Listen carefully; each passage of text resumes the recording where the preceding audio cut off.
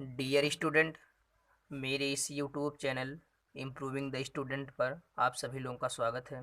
आज हम लोग पढ़ेंगे गैसों से संबंधित अति महत्वपूर्ण प्रश्न जो हर कंपटीशन परीक्षाओं में पूछे जाते हैं।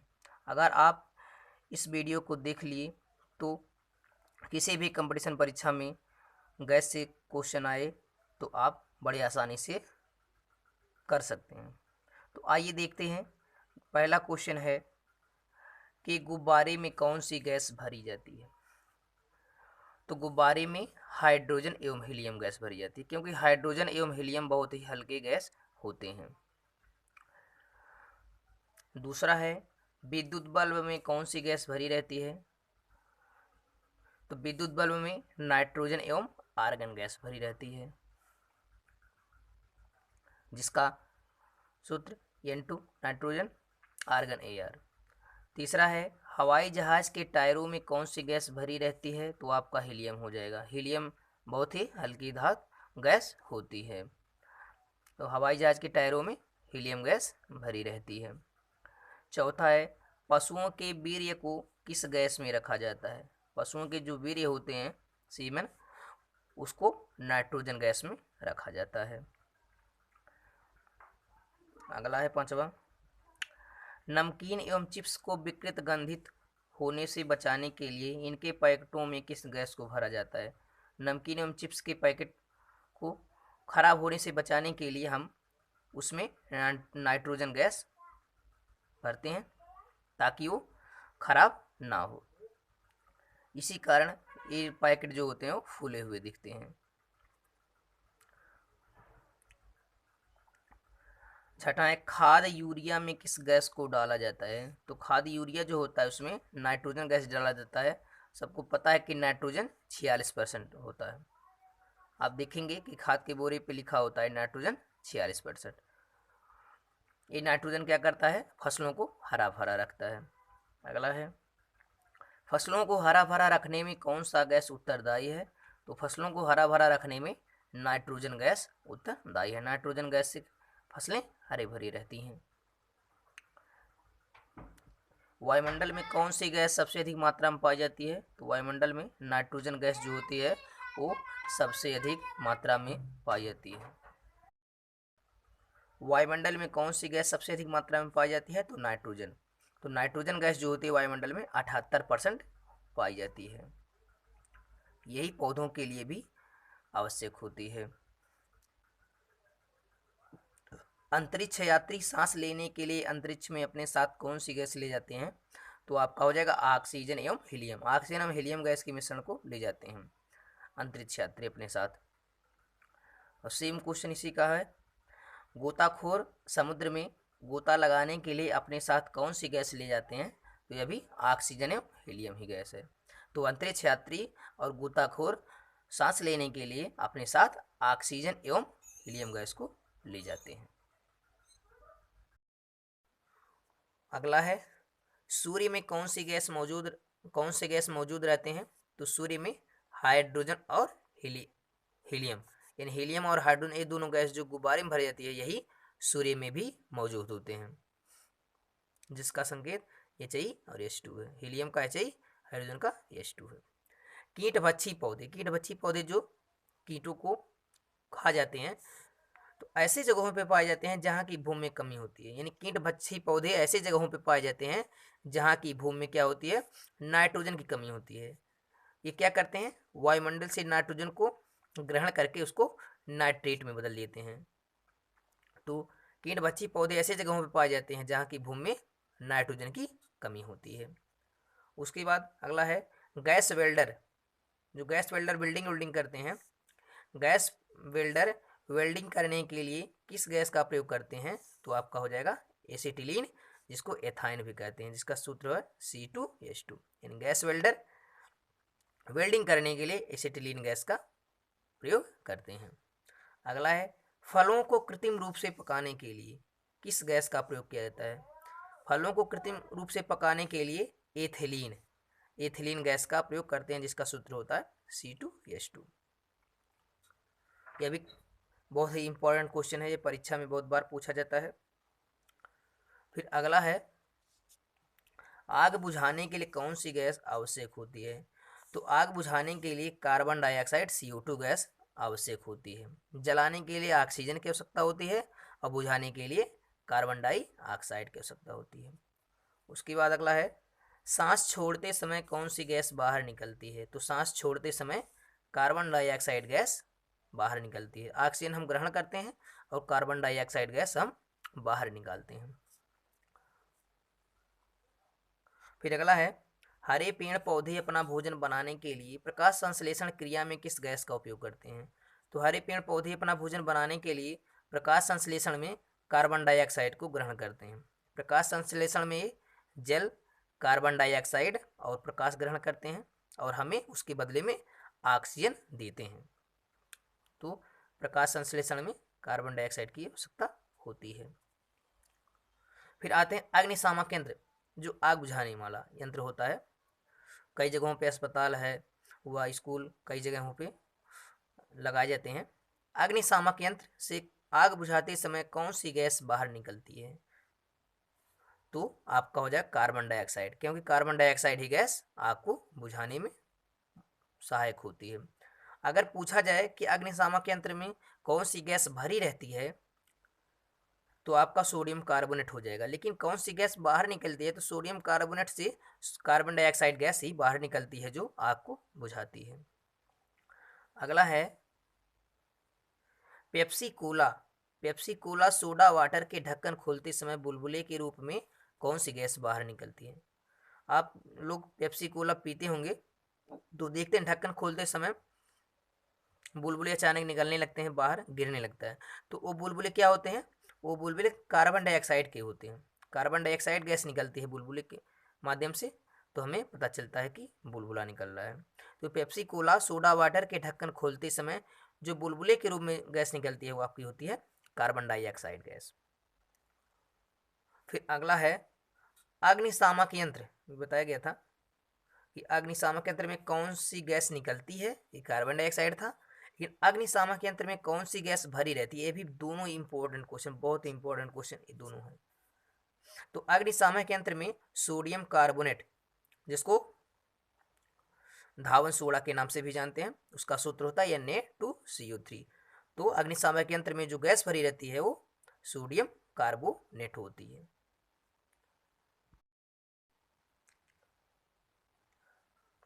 अगला क्वेश्चन है, दमा के मरीजों को सांस लेने के लिए कौन सी गैस दी जाती है? तो दमा के मरीज जो होते हैं, सांस लेने में दिक्कत होती है, तो उनको ऑक्सीजन के साथ हीलियम गैस दिया जाता है।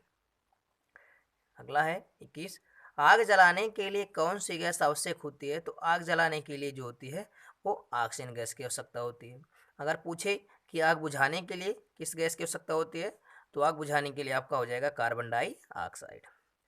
सजीव सांस लेने के लिए किस गैस का उपयोग करते हैं?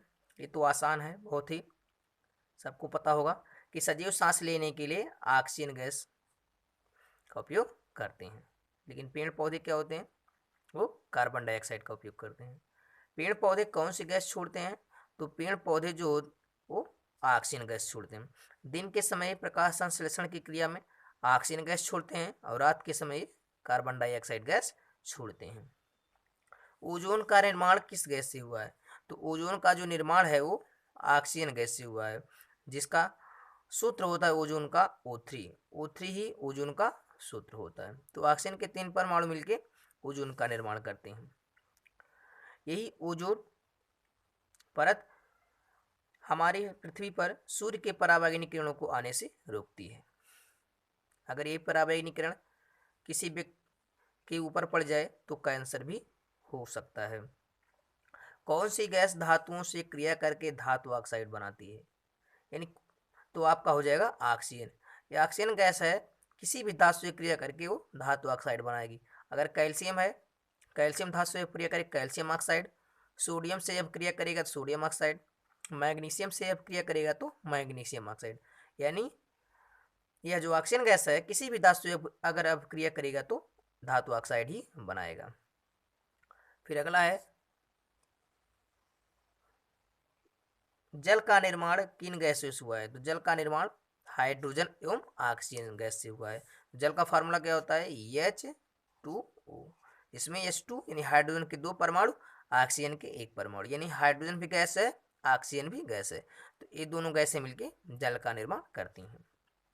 फिर अगला क्वेश्चन है, ओजोन परत को कौन सी गैस नष्ट कर रही है। तो ओजोन परत को क्लोरोफ्लोरोकार्बन, जिसको कहते हैं CFC, यही गैस जो है ओजोन परत को नष्ट कर रही है, उसको छेद कर रहे हैं। तो ये गैसें, ओजोन गैस का जो कारक है, ये आपके घर में प्रयोग होने वाले फ्रिज, AC है, जो क्लोरोफ्लोरोकार्बन को मुक्त करती हैं। एक क्लोरोफ्लोरोकार्बन ओजोन परत को नष्ट कर रही है। फिर अगला है, रेफ्रिजरेटर यानी फ्रिज में कौन सी गैस भरी जाती है। तो फ्रिज में अमोनिया गैस भरी जाती है। यही अमोनिया गैस फ्रिज में रखी चीज़ों को ठंडा करती है। फिर अगला है, ब्लीचिंग पाउडर, इसको विरंजक चूर्ण के नाम से भी जानते हैं। ब्लीचिंग पाउडर कौन सी गैस रहती है जिसके कारण गंध आती है। तो ब्लीचिंग पाउडर में क्लोरीन गैस होती है, जिसके कारण ये गंध आती है। क्लोरीन जो होती है वो कीटाणुनाशक भी होती है। सबसे हल्की गैस कौन सी होती है। तो सबसे हल्की गैस होती है आपकी हाइड्रोजन होती है, जो गुब्बारों में भरी रहती है। अगला है, अम्ल धातु से क्रिया करके कौन सी गैस मुक्त करते हैं। तो अम्ल धातु से जब क्रिया करके क्या बनाते हैं, हाइड्रोजन गैस बनाते हैं। जैसे अगर फार्मूला है, अम्ल प्लस धातु, अम्ल प्लस धातु बराबर होता है लवण प्लस हाइड्रोजन गैस। यानी अम्ल धातु से क्रिया करके लवण भी बनाते हैं, लेकिन पूछा है गैस, तो आप बताएंगे हाइड्रोजन गैस। तो अम्ल धातु से क्रिया करके हाइड्रोजन गैस बनाते हैं। अगला क्वेश्चन देखें, वायुमंडल में कार्बन डाइऑक्साइड की मात्रा होती है। तो वायुमंडल में जो कार्बन डाइऑक्साइड की मात्रा होती है वो 0.03% होती है। कोयले को जलाने पर कौन सी गैस निकलती है। तो कोयले को जलाने पर कार्बन डाइऑक्साइड गैस निकलती है। जैसे मान लीजिए कोयला को शमशी कर दिए, इसमें ऑक्सीजन से हम जलाए O2, कार्बन, कोयले में कार्बन होता है, हम ऑक्सीजन से अब क्रिया के जलाए, क्योंकि ऑक्सीजन जलाने में आवश्यक होता है, तो यह क्या बन जाएगा, सीधन O2 मिलके CO2 गैस। तो कोयले को जलाने पे कौन सी गैस निकलती है, carbon dioxide gas. Green house प्रभाव में किन गैसों का योगदान रहता है। तो ग्रीन हाउस प्रभाव ऐसा प्रभाव है जिसमें उष्मारोधी गैसों की मात्रा बढ़ जाने से धरती के तापमान में वृद्धि हो जाती है। तो ग्रीन हाउस प्रभाव किन गैसों का योगदान रहता है। तो ग्रीन हाउस प्रभाव में CO2 carbon dioxide, CFC chlorofluorocarbon, NO2 nitrogen dioxide एवं CH4 मीथेन गैस। तो ग्रीन हाउस प्रभाव में इतने गैसों का योगदान रहता है। ग्रीन हाउस प्रभाव में सबसे उत्तरदायी गैस है, ग्रीन हाउस प्रभाव में सबसे उत्तरदायी गैस जो होती है, सबसे महत्वपूर्ण जो भूमिका निभाती है, उसमें कार्बन डाइऑक्साइड गैस रहती है, जो सबसे महत्वपूर्ण भूमिका निभाती है। बहुत इंपॉर्टेंट क्वेश्चन है, परीक्षा के दृष्टिकोण से बहुत बार पूछा जाता है। उसके बाद है अगला, कौन सी गैस रक्त में हीमोग्लोबिन से क्रिया करके मस्तिष्क पर दुष्प्रभाव डालती है। तो आपका हो जाएगा कार्बन मोनोऑक्साइड, जिसका फार्मूला होता है Cu। यह कार्बन मोनोऑक्साइड हीमोग्लोबिन से क्रिया करके मस्तिष्क पर दुष्प्रभाव डालती है, जिससे सांस लेने में तकलीफ ही होती है। ये बहुत ही महत्वपूर्ण क्वेश्चन है, कई बार परीक्षाओं में ये पूछा गया है। अगला देखिए, कौन सी गैसें अम्ल वर्षा कराने में सहायक होती हैं। अम्ल वर्षा को आप जानते होंगे, इससे बहुत से क्वेश्चन पूछे जाते हैं कि ताजमहल का रंग किस कारण बदरंग हो जा रहा है। तो अम्ल वर्षा के कारण। अम्ल वर्षा में आपके CO2 carbon dioxide, NO2 nitrogen dioxide, SO2 sulphur dioxide, यानी तीनों ऑक्साइड अम्ल वर्षा कराने में सहायक होते हैं। यही एक गैसें सल्फ्यूरिक अम्ल और नाइट्रिक अम्ल बनाकर वर्षा के रूप में गिरती हैं, जिससे अम्ल वर्षा हो जाता है। तो यह भी बहुत ही महत्वपूर्ण क्वेश्चन है कि अम्ल वर्षा कराने में कौन कौन सी गैसें सहायक होती हैं। तो कार्बन डाइऑक्साइड, नाइट्रोजन डाइऑक्साइड एवं सल्फर डाइऑक्साइड।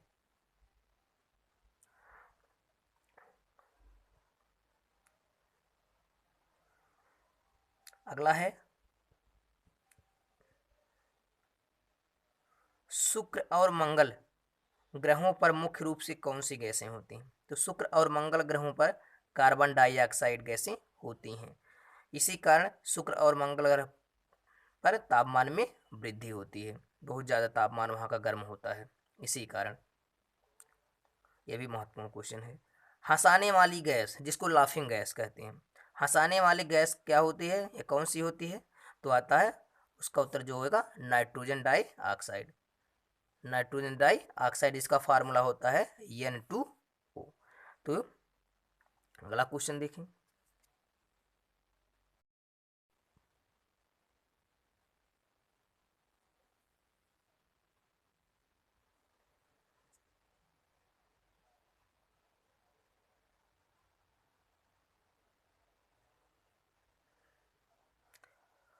डबल रोटी फुलाने के लिए किस गैस का उपयोग किया जाता है? तो डबल रोटी, जिसको पाव रोटी कहते हैं, इसको फुलाने के लिए कार्बन डाइऑक्साइड का उपयोग किया जाता है।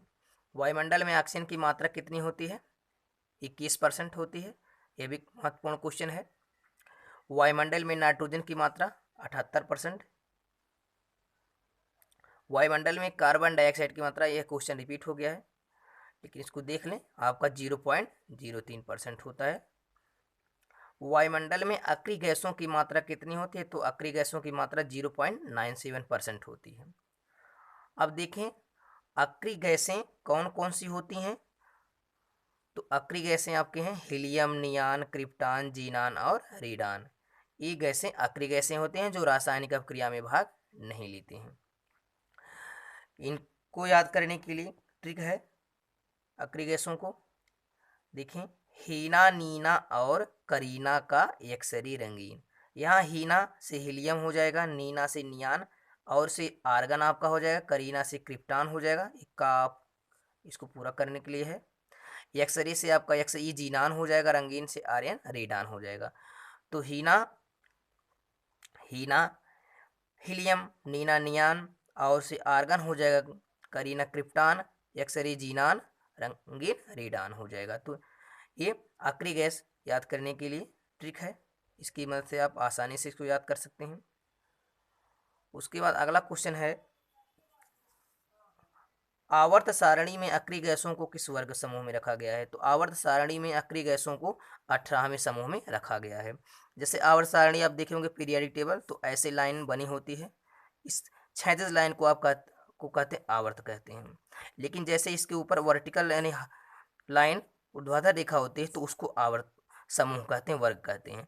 तो 18वां समूह जो सबसे लास्ट वाला समूह होता है, इन्हीं समूहों में अक्रिय गैसों को रखा गया है। यह भी क्वेश्चन बहुत ही महत्वपूर्ण है।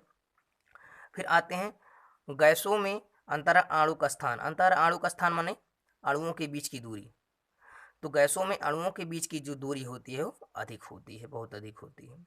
गैसों में आकर्षण बल यानी खींचने की शक्ति, कणों को आपस में पकड़ने की जो शक्ति होती है वो नगण्य होती है, यानी न के बराबर होती है। तो गैसों में जो आकर्षण बल होता है वो नगण्य माना होता है। गैसों की आकृति एवं आयतन दोनों होते हैं। तो गैसों की आकृति एवं आयतन दोनों क्या होते हैं? अनिश्चित होते हैं। न तो आकृति निश्चित होती है ना तो आयतन। ये जिस पात्र में रखे जाते हैं उसी का आकार ये ग्रहण कर लेते हैं। अगला है गैसों की संपीड्यता होती है।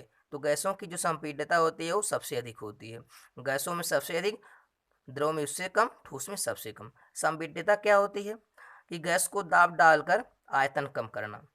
दाब डालकर आयतन कम करने को ही संपीड्यता कहते हैं।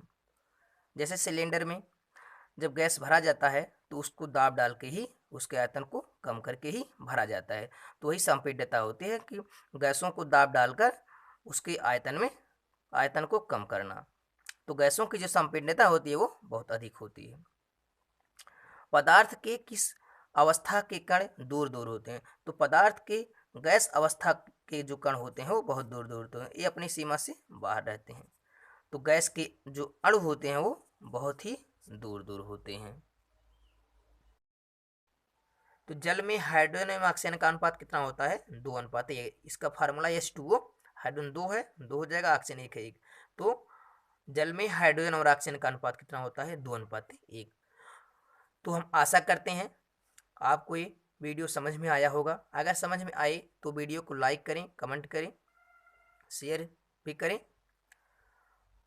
अगर आप हमारे चैनल को सब्सक्राइब अभी तक नहीं किए हैं तो आप सब्सक्राइब कर लें, ताकि हमारी आने वाली हर वीडियो की नोटिफिकेशन आप तक जल्द पहुंचे। तब तक के लिए goodbye, take care, thank you. तो जल में हाइड्रोजन एवं ऑक्सीजन का अनुपात कितना होता है? 2:1। इसका फार्मूला H2O, हाइड्रोजन 2 है, 2 हो जाएगा, ऑक्सीजन 1 है, 1। तो जल में हाइड्रोजन और ऑक्सीजन का अनुपात कितना होता है? 2:1। तो हम आशा करते हैं आपको ये वीडियो समझ में आया होगा। अगर समझ में आए तो वीडियो को लाइक करें, कमेंट करें, शेयर भी करें। अगर आप हमारे चैनल को सब्सक्राइब अभी तक नहीं किए हैं तो आप सब्सक्राइब कर लें, ताकि हमारी आने वाली हर वीडियो की नोटिफिकेशन आप तक जल्द पहुंचे। तब तक के लिए goodbye, take care, thank you.